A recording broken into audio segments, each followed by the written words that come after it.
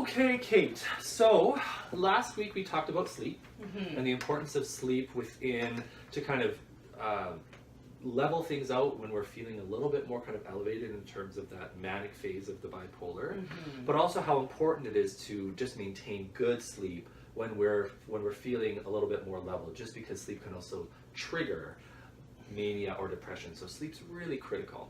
Yeah. So what we did last week, as you'll recall, is I sent you home with this sleep diary, Yeah. right? And you had to fill it out every day. There's lots of columns, right?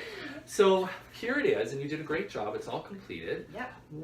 First off, even before we kind of look at this, what was it like to take this home and to fill this out? It was hard. Yeah. It was definitely tough. I'm working really hard on completing my homework assignments. So staying on top of it was a little bit harder. But it was interesting.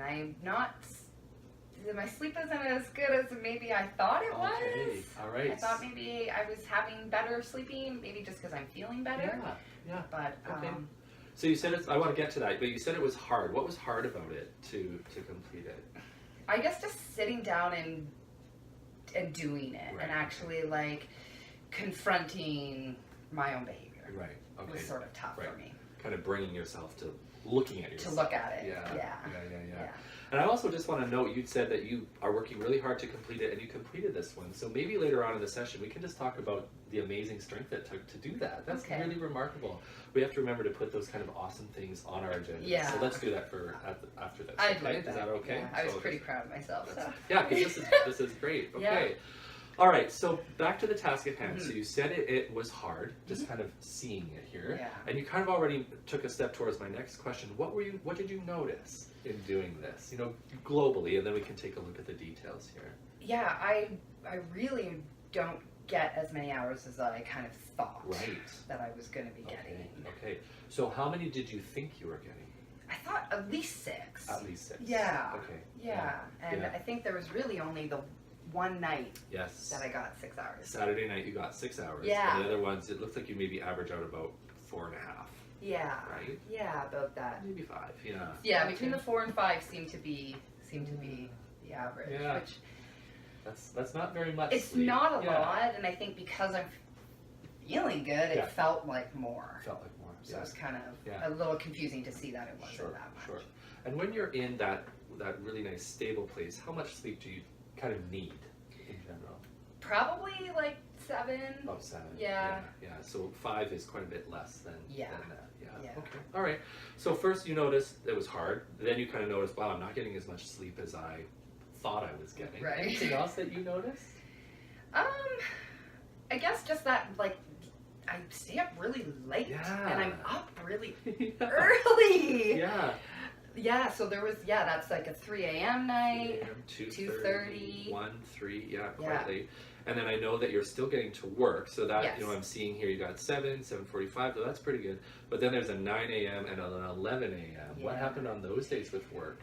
That was tough. Yeah, I was late. The one day, it was okay because there was like another meeting, so people didn't notice that I kind of came in late. But then, and so it didn't impact me greatly there. Right.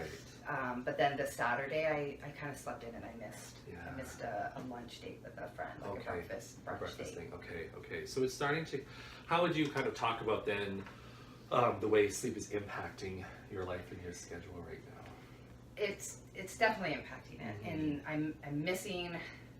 It's not even necessarily that I'm missing so much, but then there's that like guilt, right? Sure. So like it didn't necessarily impact me at work, but I was aware that I was late. You were aware of it. And then that guilt and feeling like, am I going to start messing up again? Are things gonna kind of am I going to get back into this pattern of staying up way too late and missing work and blowing off friends again? So start getting really anxious about all of that. Sure, and then that's a tricky little vicious cycle that can start chugging away, right? So it's pretty important. And as we've talked about, sleep is a symptom of bipolar disorder, or poor sleep is, right? It's quite dysregulated. And so it becomes a symptom, but also, a result. So it starts becoming that self-perpetuating thing. So again, another reason to really kind of get at this here, right? Yeah. Well, so thank you for that. Anything else that you kind of saw or thought about here? I'm noticing, I guess, on the nights that I'm up really, really late, Yeah. it seems to be my coffee intake, my caffeine seems to be pretty high. Yeah. So let's just go over that. You've got I know. I've got my coffee over there. Coffee's okay, but let's take a look. 10 caffeinated drinks on Monday, 6 or 7 on Tuesday, 8 on Wednesday, 10, 6, 9, and 10.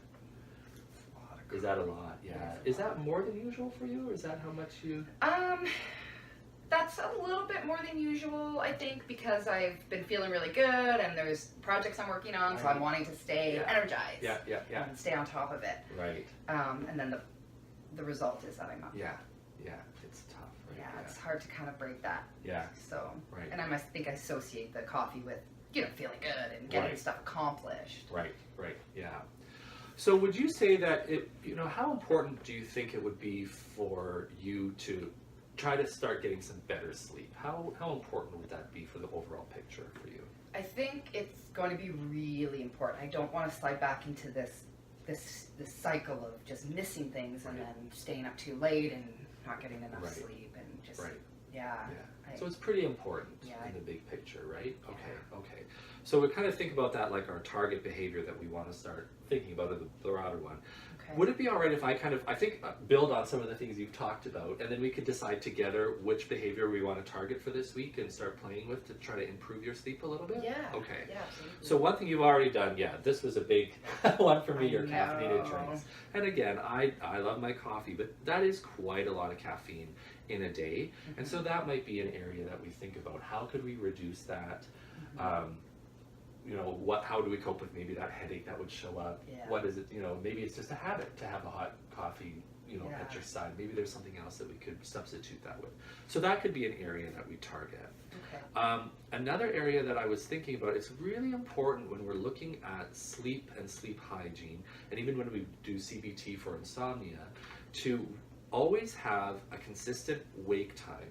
Okay. So no matter kind of how good or bad or how many times you woke up at night, you always get up at the same time. And then also to try to aim for a somewhat consistent bedtime. Although what's more important there is to go to sleep only when you're tired and not just sleepy. So sleepy means that you're kind of, I've had a long week, I'm feeling kind of sleepy today.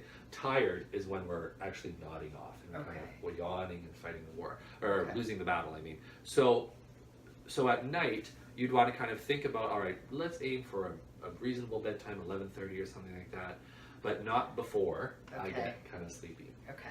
And we can get into the mechanics of why that is, but there's certain kind of biological cycles that we need to pay attention to, and getting up at the same time helps, and trying to go to bed when we're sleepy or tired also will help. So that could be an area that we talk about there as well. Okay.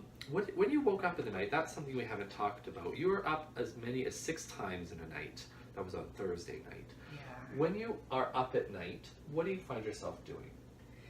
Well, I kind of lay there, like usually I have to get up and use the bathroom. Yeah. And then I get back into bed and then the brain starts chugging away, right? Yeah, thinking about everything I want to work on, everything I want to do, and it's kind of hard to shut it off and get back. Yeah, for sure. Yeah. So that's another area that we could target, because I think you're just like all the rest of us. We wake up at night and it's warm and cozy and you don't feel like getting up and doing anything. And yet, when we lie in bed and our brain starts going, maybe we start feeling kind of anxious or agitated, then we start kind of linking those negative emotions and physical sensations with bed. Yeah. And then bed doesn't become that nice, peaceful place to go and rest. It becomes that place of anxiety and being kind of distressed. Yeah. So what we recommend for folks is, if we are up in the night, to throw off the covers, go someplace, maybe dimly lit, and do something kind of low stimulation. So maybe reading kind of a dull book, textbook or something, a crossword puzzle or something like that, listening to some gentle music or jazz or something like that, that just sort of gets us out of bed so we're not making that link that can become a problem. Okay. So that might also be something that we look at. Yeah, that makes a lot of sense. Okay, all right. Yeah. So kind of summarizing, we could take a look at rise time, we could look at bedtime, caffeinated drinks, and what we're doing at night as some first steps to try to get to a little bit more high quality sleep. Yeah. How does that sound? I think that sounds really good. All right, great. Excellent.